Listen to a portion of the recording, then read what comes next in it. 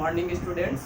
आज हम class 10th math में चैप्टर 4 क्वाड्रेटिक इक्वेशन की एक्सरसाइज 4.3 से रिलेटेड क्वेश्चन आपको समझाएंगे, बताएंगे। ये वर्ड प्रॉब्लम है कि क्वेश्चन है। देखिए क्वेश्चन नंबर 9 क्या दिया गया है।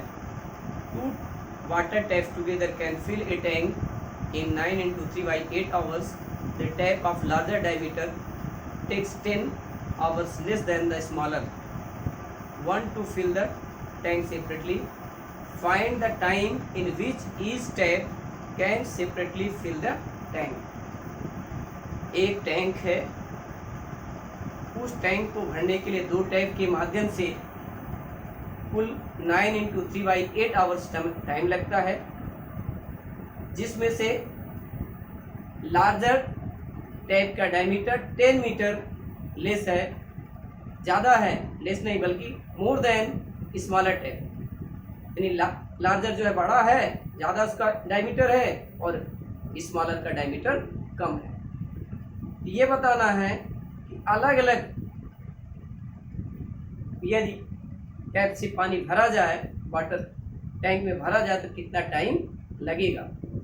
यानी स्मॉलर और लार्जर के माध्यम से टैंक को हम अलग अलग भरें तो कितना टाइम कंज्यूम होगा। यानी स्मॉलर में कितना टाइम लगेगा और लार्जर में कितना टाइम लगेगा, जबकि दोनों को एक साथ चालू कर दिया जाता है, एक साथ भरा जाता है टैंक दोनों के माध्यम से, तो टोटल टाइम 9 into 3/8 आवर्स लगता है। तो लेट क्वेश्चन नंबर 9, सबसे पहले late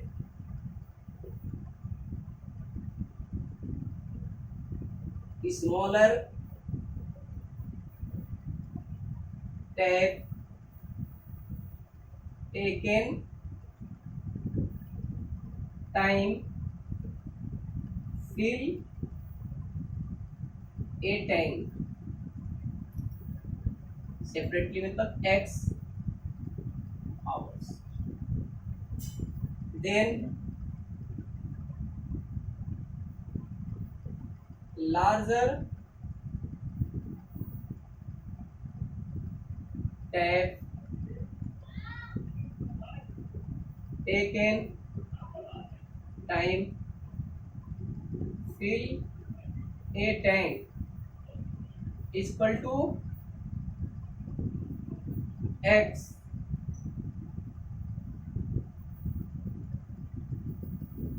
minus 10 hours. Larger tap taken time fill a tank is equal to x minus 10 hours. Total time taken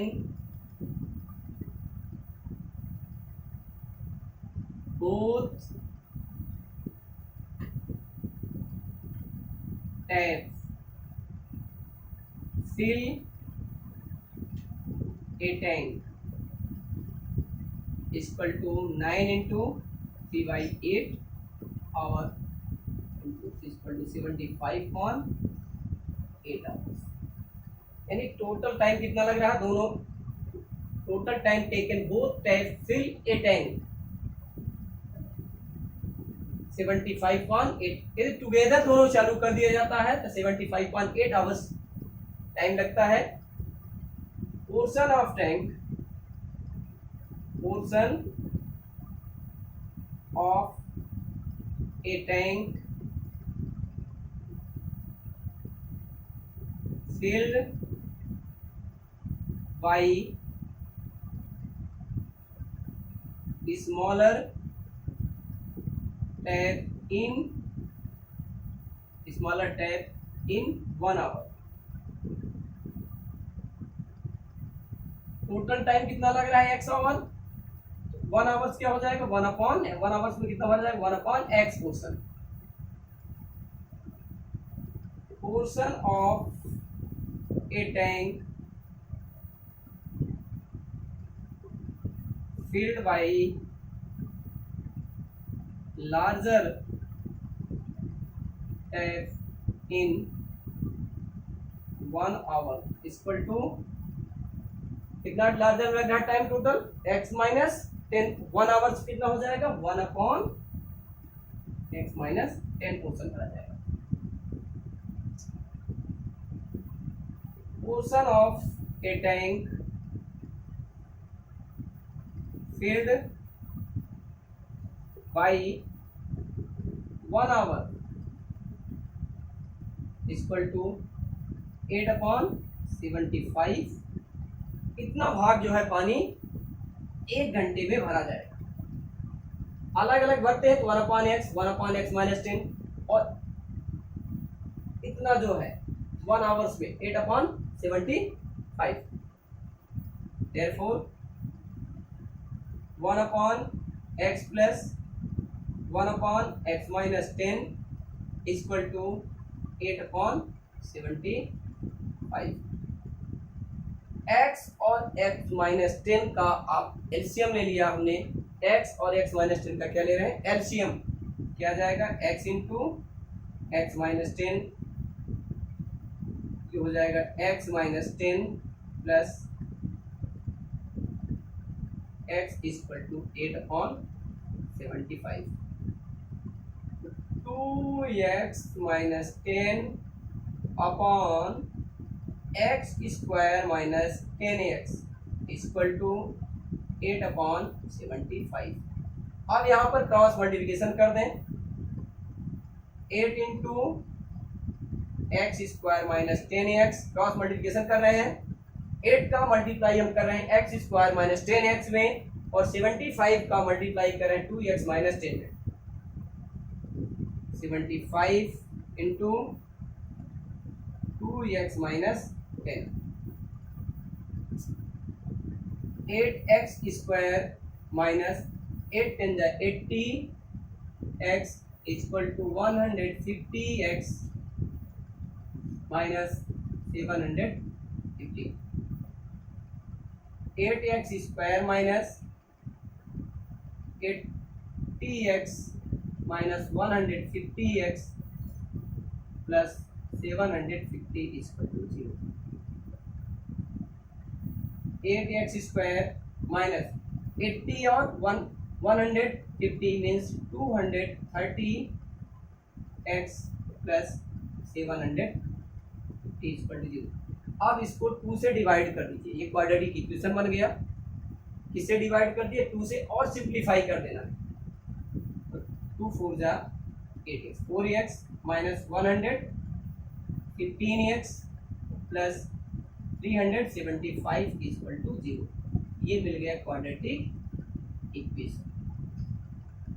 आपके मन में प्रश्न उठ रहा होगा कि ये 115 और 375 और 4 कैसे आ रहा। ये हम कुछ नहीं किया, 2 से डिवाइड कर दिया है। दोनों साइड में 2 से क्या कर दिए हैं, डिवाइड कर दिए हैं। तो आपको ये क्वाड्रेटिक इक्वेशन मिल गया। अब इसको फैक्टराइजेशन मेथड सॉल्व कर रहे हैं। इस मेथड से फैक्टराइजेशन मेथड सॉल्व कर रहे हैं। 4 और 375 को मल्टीप्लाई करते हैं तो 1500 आता है, और 100 में 15 का मल्टीप्लाई कर दिया जाए तो 1500 हो जाता है, और 100 में 15 प्लस कर देते हैं तो 115 आ जाता है।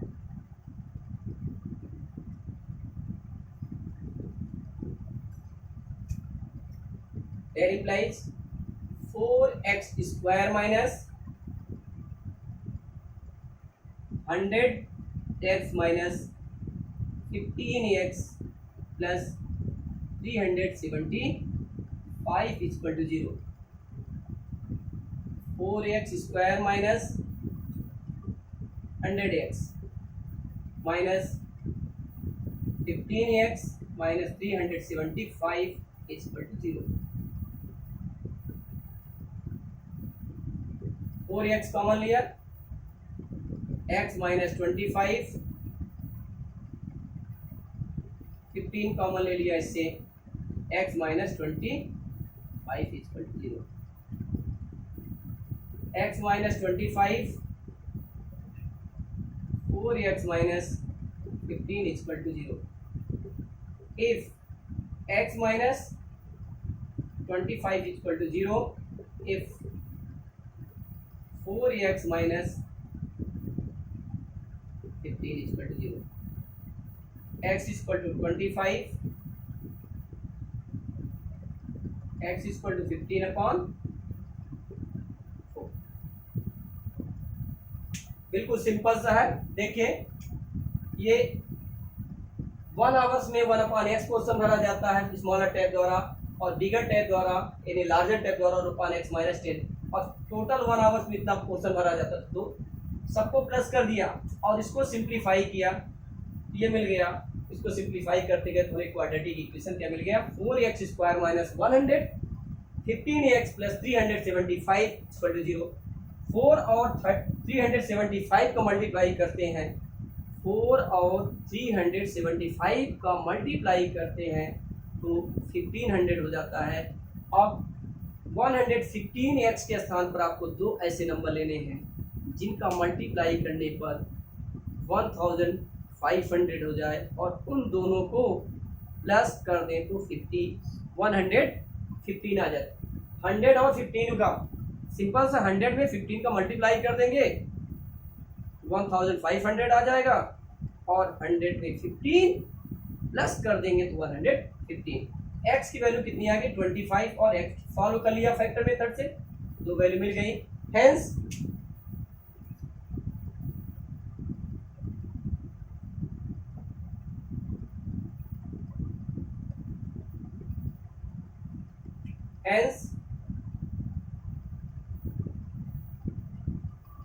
smaller f taken time equal to 25 hours, larger f taken time equal to 25 minus 10 equal to 15 hours. इसको रिजेक्ट कर दीजिए, एक ही लेंगे रिजेक्ट, यही इसका सलूशन। बिल्कुल सिंपल सा है। स्मॉलर में 25 आवर्स लगते हैं और बिगर में नहीं लार्जर में 15 आवर्स, और ये दोनों को एक साथ चला देते हैं तो 9 इंटू 3/8 आवर्स लगते हैं। Question number 10. An express train takes 1 hours less than the passenger train to travel 132 km between Mysore and Bengaluru without taking into consideration the time they stop at intermediate station. If the average speed of the express train is 11 km per hour more than the passenger train, find the average speed of two trains. दो ट्रेनें मैसूर और बेंगलुरु के बीच में चलती हैं। मैसूर और बेंगलुरु के बीच में 132 किलोमीटर डिस्टेंस कितनी है, 132 किलोमीटर की डिस्टेंस है। ये मैसूर हो गया और ये बेंगलुरु, इनके बीच में टोटल डिस्टेंस कितनी है 132 किलोमीटर। दो ट्रेनें एक ही स्थान से चलती हैं। जब एक ही स्थान से चलती हैं, एक की स्पीड 11 किलोमीटर पर आवर दूसरे की अपेक्षा ज़्यादा है, यानी पैसेंजर ट्रेन की speed 11 kilometre per our more than the less than the express train. कहने का मतलब एक्सप्रेस ट्रेन की speed 11 kilometre per our passenger train से ज़्यादा है। तो तभी है, सिंपल सी बात है कि पैसेंजर ट्रेन धीरे धीरे चलती है और एक्सप्रेस तो एक्सप्रेस जैसा नाम है उसी के अनुरूप वो स्पीड में चलती है। अब दोनों ट्रेन चलती हैं और इन दोनों के बीच में यहाँ से यहाँ तक पहुँचने में 1 आवर का डिफरेंस आता है। जब एक की स्पीड 11 किलोमीटर पर आवर ज़्यादा रहती है, दो ट्रेनें हैं, जब एक की स्पीड 11 किलोमीटर पर आवर ज़्यादा रहती है तो यहाँ से यहाँ पहुँचने में 1 आवर्स का डिफरेंस आ जाता है। यानी एक ट्रेन, दोनों ट्रेनों के बीच का डिफरेंस का जो टाइम है 1 आवर रह जाता है। तो निश्चित तो फास्ट ट्रेन पहले पहुंचेगी, पैसेंजर बाद में पहुंचेगी। नहीं, पैसेंजर और एक्सप्रेस ट्रेन के बीच का डिफरेंस टाइम का है 1 आवर्स है। Question number 10, let speed of expression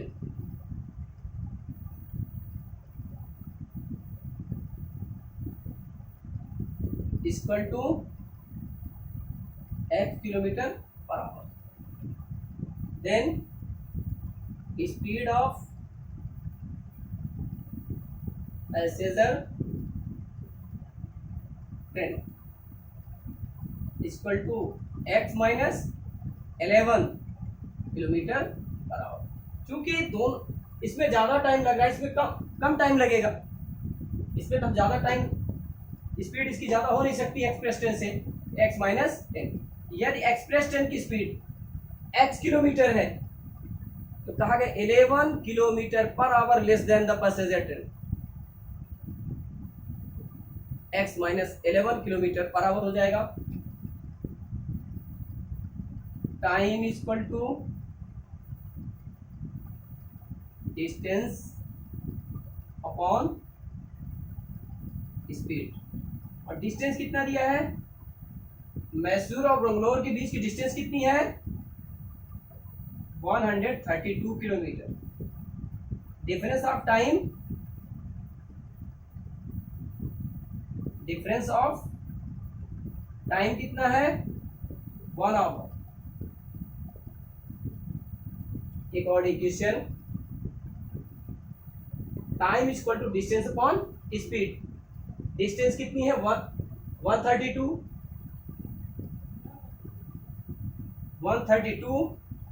upon x minus 11 minus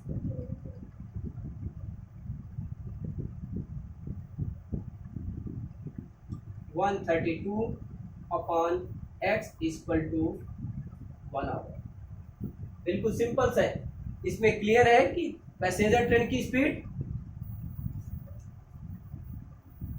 कम है किसी एक्सप्रेस ट्रेन की अपेक्षा, तो निश्चित तौर पर पैसेंजर ट्रेन में टाइम ज्यादा लग रहा है और एक्सप्रेस ट्रेन में टाइम कम। इसलिए जिसमें टाइम ज्यादा लग रहा है, टाइम किसमें ज्यादा लगेगा, पैसेंजर ट्रेन में।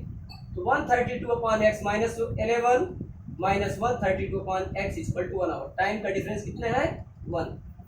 LCM x minus 11 into x equal to 1, 132x minus 132 into x minus 11, 132x minus 132x plus 132 into 11 means 1452 upon x square minus 11 x equal to 1।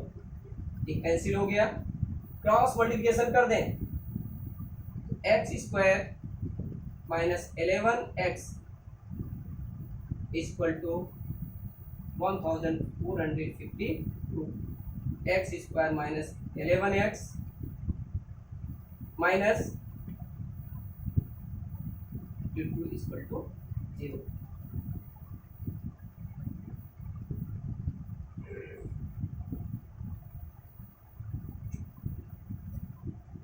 ये मिल गया क्वाड्रेटिक इक्वेशन। अब इसको फैक्टर मेथड से solve कर लेना है। इस मेथड से फैक्टर मेथड से सॉल्व करना है। फैक्टर मेथड सॉल्व करने पर 11x के स्थान पर ऐसे 2 नंबर लिखने हैं जिनका मल्टीप्लाई करने पर 1452 आ जाए और उन दोनों को माइनस कर दें, 11x आ जाए। 44 मल्टीप्लाई बाई 33, 44 में 33 का मल्टीप्लाई करते हैं तो 1452 और 44 minus 33 equal to 11।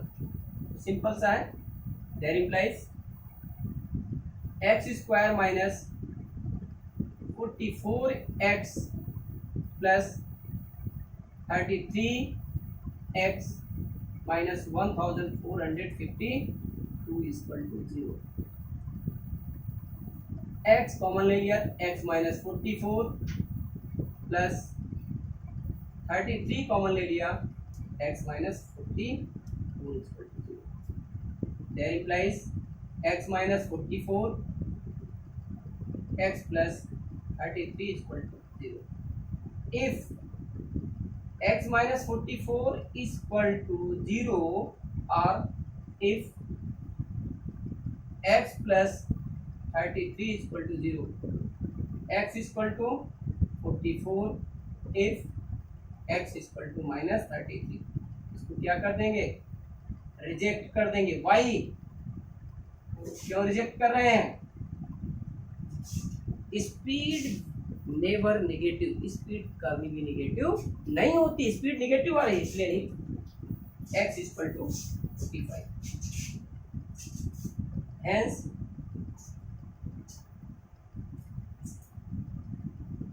Speed of